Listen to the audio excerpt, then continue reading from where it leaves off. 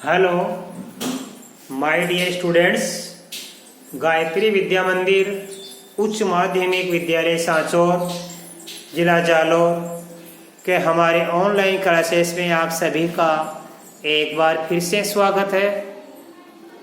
प्रिय विद्यार्थियों, मैं अनिल कुमार सोनी, कक्षा 8, विषय गणित, अध्याय 12, घातांक और घात। इसके उदाहरण नंबर आपको 6 और 7 सिखा रहा हूं। बच्चों, इसके पहले मैंने आपको कल तक 1 से 5 तक उदाहरण कंप्लीट हल करवा दिए थे। और देखो बच्चों, ये हमारी कक्षा अब तक कुल मिलाकर 125 नंबर का वीडियो चल रहा है। आपने बड़े ही अच्छी तरीके से, बड़े ही मन लगा के इनको देखा है, समझा है सवालों को। अब देखो सवाल नंबर, ये उदाहरण नंबर हमारा 6 है। इसमें लिखा है 2/3 की घात -2 का मान ज्ञात कीजिए। बच्चों, बड़ा ही सरल सवाल है। 2/3 की घात -2 का मान ज्ञात कीजिए। क्योंकि हमारा जो यहाँ पे दिया हुआ है घात, ये ऋणात्मक है, इसको हम धनात्मक बना देंगे। और मैंने आपको धनात्मक बनाना सिखाया, देखो कैसे। हमारा सवाल दिया है 2/3 की घात -3, राइट। और हमने अब क्या सूत्र लिखाया था, a की घात -m बराबर होता है 1/a की घात a। अर्थात ये आधार a था, उल्टा हो गया 1/a। आधार क्या हो गया, उल्टा 1/a। और जो घातांक m ऋणात्मक थी, ये धनात्मक हो गई। तो हमने आपको सिखाया था कि जब भी किसी आधार की घातांक ऋणात्मक होती है तो उसको आप धनात्मक बना लिया करो। बच्चों, धनात्मक बड़ी सरल से बनती है। ऋणात्मक की धनात्मक बनाओ, चाहे धनात्मक घातांक की ऋणात्मक बनाओ, बड़ा सरल तरीका है। आपको आधार को उल्टा कर देना है। आधार में अंश का हर बना देना है और अंश को हर बना देना और हर को अंश बना देना है। तो देखो यहाँ पे इसके धनात्मक घातांक बनाएंगे हम। 2/3 है, ये उल्टा हो जाएगा। तो हम लिखेंगे, इसलिए 2/3 का उल्टा हो जाएगा 3/2। और -3 घात है, ये हो जाएगी +3 घात। तो 2/3 की घात हमारी क्या थी, -3। इसकी धनात्मक घातांक बनेंगे, -3 की घात है, इसको बनाएंगे +3 घात। तो +3 घात कैसे बनेगी, ये जो हमारा आधार है 2/3, इसको आप उल्टा कर दीजिए। अंश हमारा 2 है, हर हमारा 3 है।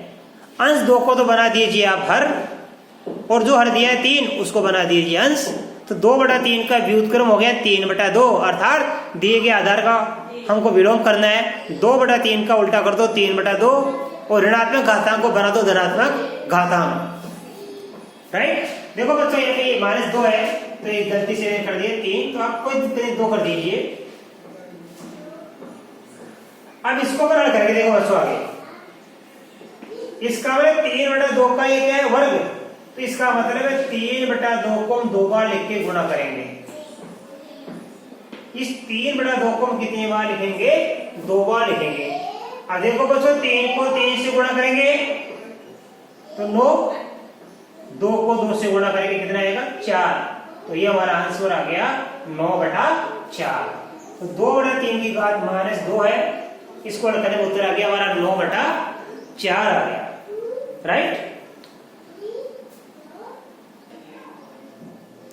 अब देखिए बच्चों, हमारा उदाहरण नंबर 7। इस उदाहरण नंबर 7 में हमारे 2 सवाल हैं। इन दोनों को अपन को हल करना, देखो कैसे। हमारे पास देखो, यहां से लेके एक संख्या है, फिर ये दूसरी, एक में ये दोनों है, ये यहां से लेके एक संख्या, फिर भाग के बाद ये दूसरी। दो कैसे करेंगे, हमारे पास ये भी ऋण घात है, ये भी ऋण घात, और ये भी क्या हमारी ऋण घात है, राइट। अब देखो कैसे करेंगे हम, ध्यान देना। सबसे पहले हम ऋण घात को बनाएंगे धनात्मक घातांक। तो लिखेंगे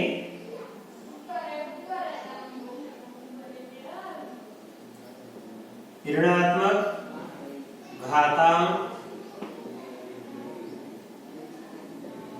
को धनात्मक घातांक बनाने पर सबसे पहले जो हमारी ऋण घात है बच्चों, ये -2, -3, -2 जो भी है, इस ऋणात्मक घातांक को आपको बना देना धनात्मक घातांक। ये आपको सिखा दिया, मैंने अभी सीखा था कैसे बनती है। ऋणात्मक घातांक को धनात्मक बनाने के लिए हम आधार का क्या करेंगे, उल्टा कर देंगे। अंश वाले अंश को हर बना देंगे और हर को अंश बना देंगे। तो देखो बच्चों कैसे आएगा, 1/2 का उल्टा क्या हो जाएगा, 2 की घात 2 माइनस फिर 1/2 का उल्टा क्या हो जाएगा, 2 की घात 3।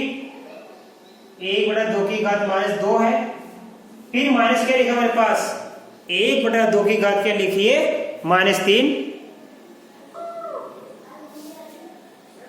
तो देखो हमने इस 1/3 का विलोम क्या होता है, 3।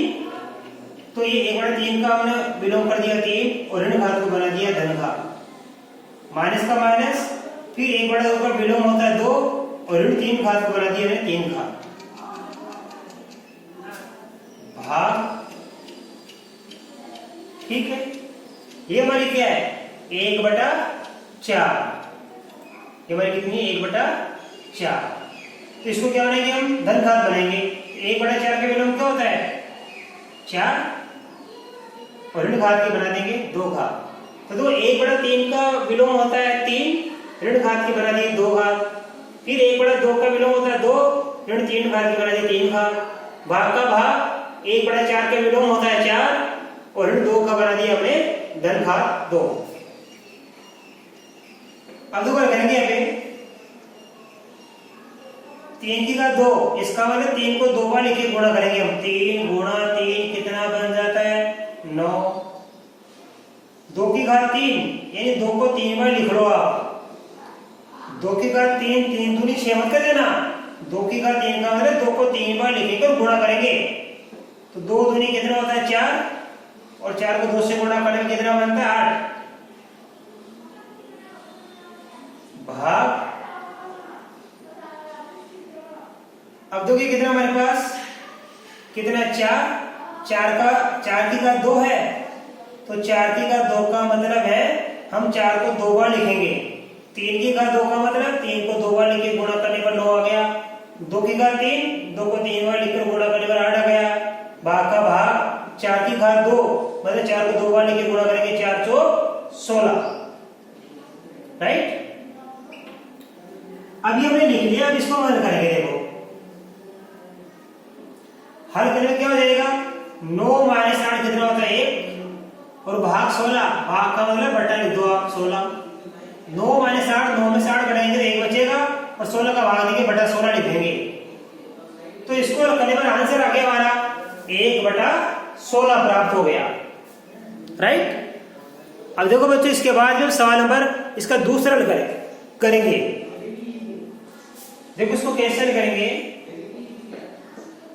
यहाँ पे आधार कितना है, 5/8। यहाँ पे आधार कितना है, 8/5। इन दोनों आधार को क्या करेंगे, समान, क्योंकि आधार समान नहीं है हमारे पास, घातांक भी समान नहीं है, आधार भी समान नहीं है। तो हम आधार को समान कर लेंगे। देखो ध्यान से, तो या तो इस 5/8 को कर दो 8/5, अथवा ये हमारी 8/5 है, इसको कर दो 5/8। ये 5/8 तो इसको भी कर सकते हैं 5/8, अथवा ये 8/5 है तो इसको भी कर सकते हैं 8/5। तो लिखेंगे देखो, क्योंकि 5/8 की घात कितनी है हमारे पास, 7। 5/8 की घात 7 है। अब इसको आधार चेंज कर दूंगा तो इसको मिल सकते हैं, ये 5/8 की घात 7 किसके बराबर हो सकता है, इस आधार को विलोम कर दो आप, 8/5 की घात -7। अर्थात ये आधार को अपन चेंज करेंगे तो घात भी चेंज हो जाएगी। आधार को चेंज करेंगे, 5/8 का उल्टा हो गया 8/5, तो ये घात क्या धन है, धन की बन जाएगी ऋण, और यह ऋण होती तो बन जाती धन। कहने का मतलब धन घात को ऋण बनाओ, चाहे ऋण घात को धन बनाओ। अर्थात प्लस की घातांक को चाहे आप माइनस की घातांक बनाओ या माइनस की घातांक को धनात्मक घातांक बनाओ। कैसे करते हैं, आधार को उल्टा करके, आधार को विलोम करके। तो 5/8 की घात 7 थी, इसको लिख सकते हैं 5/8 को 8/5 दिया उल्टा कर दिया तो घात उल्टी हो जाएगी। 7 की घात ये प्लस है तो ये माइनस की 7 घात होगी। इसलिए देखो 5/8 की घात 7 थी, इसकी जगह मैं क्या लिखूंगा 8/5 की घात माइनस 7। 8/5 की घात माइनस 7 गुणा ये कितनी है हमारे पास 8/5 की घात 5। अब देखो चूंकि ये सूत्र लिखा था मैं आधार समान हो गया। देखो ये 8/5 यहाँ भी है 8/5 यहाँ भी है, आधार समान हो गया तो घातांक जुड़ जाती है। ये सूत्र लिखा था 1 की घात m गुणा 1 की घात n बराबर हो जाती है 1 की घात m प्लस n। ये वाला सूत्र होता है इस सूत्र से। तो यहाँ पे 1 का मान कितना है आधार 8/5 है और घातांक माइनस 7 और 5 है तो आधार तो होगा वही रह जाएगा 8/5। घातांक को जोड़ दो -7 में जोड़ देंगे प्लस का 5 तो ये क्या प्राप्त हो जाएगा हमको 8/5 -7 का प्लस का 5 है। तो देखो एक माइनस की एक प्लस की बाकी कर देंगे -7 से 5 गया तो माइनस का क्या बच जाएगा 2। तो ये आया 8/5 की घात -2। अब इसको वापस हम क्या बनाएंगे धन घातांक बनाएंगे तो इसको आगे लिखेंगे हम 8/5 का उल्टा क्या बन जाएगा 5/8 और -2 की बन जाएगी प्लस की 2 घात।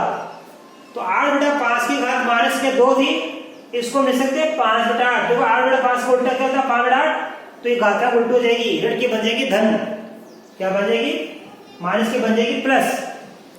तो हमने लिख दिया यहाँ पे 8/5 की घात -2 को लिख दिया 5/8 की घात 2। अब इसको आगे करके देखो ये 5/8 को 2 बार लिखेंगे हम 5/8 गुणा 5/8।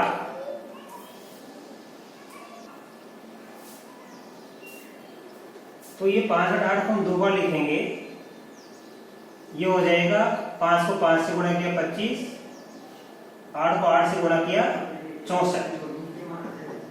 अब देखो मेरी पुस्तक में ये लिखा है, कई पुस्तकों में लिखा है या माइनस की 7 घात और माइनस की 5 घात। तो देखो कैसे होगा सवाल, कई पुस्तकों में क्या लिखा है देखो ये मेरी पुस्तक में 7 घात 5 घात लिखा है, मैंने दूसरी पुस्तक में देखा है तो करीब सब में क्या है माइनस की 7 घात या माइनस की 5 घात। तो देखो सवाल ऐसा बनकर आ जाए दूसरा, कई किताबों में ऐसे लिखा है 5/8 की घात -7 गुणा 8/5 की घात -5 ऐसे लिखा है, राइट। तो हम इसको कैसे लिखेंगे तो ध्यान दें समझना आप। ये हमारे पास क्या है ये आधार, हम इसको लिख सकते हैं 5 की घात -7 बट्टा 8 की घात कितनी है -7, ये 8 की घात कितनी है -5 और 5 की घात भी कितनी होगी -5, यानी इन दोनों के ऊपर -7 घात, इन दोनों के ऊपर माइनस की 5 घात। अब देखो अब यहां से ये माइनस की कितनी है ये 5 की घात कितनी है हमारे पास में -7 घात। अब माइनस का 5 है ना, इसमें इसका भाग देंगे हम तो लिख सकते हैं इसके नीचे हम लिख सकते हैं 5 की घात -5, इधर क्या है 8 की घात -5 है, इसमें भाग देंगे 8 की घात -7। अब देखो यहाँ पे क्या है इसमें इसका भाग दे रहे और इसमें इसका भाग दे रहे, ये आधार समान है, भाग के समय क्या होते हैं घातांक घट जाती है। देखो ये -7, ये 5 की घात -7 है, ये -5 को ऊपर ले जाओ तो ये बनेगी प्लस की 5। 8 की घात कितनी है हमारे पास -5, अब -7 घात को ऊपर ले जाओ तो ये बनेगी प्लस की 7 घात। अब देखो ये 5 माइनस के 7 प्लस की 5 है तो माइनस की 2 घात बच जाएगी। ये 8 का 8 आधार माइनस की 5 घात है प्लस की 7 घात है तो ये प्लस की 2 घात बच जाएगी। 7 से 5 गया प्लस की 2 घात बच गई। अब आगे कैसे करेंगे, इसको बनाएंगे धनात्मक घातांक। तो माइनस की 5 की घात -2 है तो 5 का विलोम क्या हो जाएगा 1/5 और -2 बन जाएगा प्लस का 2। ये हमारे प्लस का पहले से मौजूद है 8 की घात 2।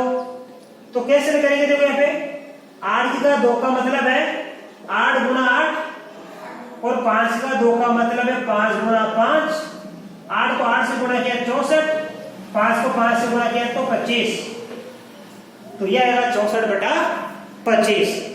किसी प्रकार सवाल आ सकता है, आप आराम से इसको हल कर सकते हो। पहले मैंने बताया 5/8 की घात 7 और 8/5 की घात 5, यानी घातें क्या है दोनों मैंने प्रश्न ले रखी है। कई पुस्तकों में क्या है दोनों घात ये ऋणात्मक दे रखी है, माइनस की 7 घात और माइनस की 5 घात। तो कैसे भी आ सकता है, आपको तरीका एक ही रहेगा, पैटर्न इसको करने का एक ही रहेगा। तो देखो हमको दोनों तरीके के सवाल हमने आपको सिखा दिए। अब आप बच्चों, हमने आज आपको उदाहरण नंबर 6 और 7 सिखा दिए, और मैं आशा कर सकता हूं कि बताए गए आज के सारे उदाहरण आपको अच्छी तरह समझ में आएंगे। आप इनको अपनी नोटबुक को उतारना और इनका अभ्यास करना। इसके बाद बच्चों में आगे कल आपको प्रश्नावली 12.1 के सवाल हल कराऊंगा। तब तक के लिए आप सभी को धन्यवाद।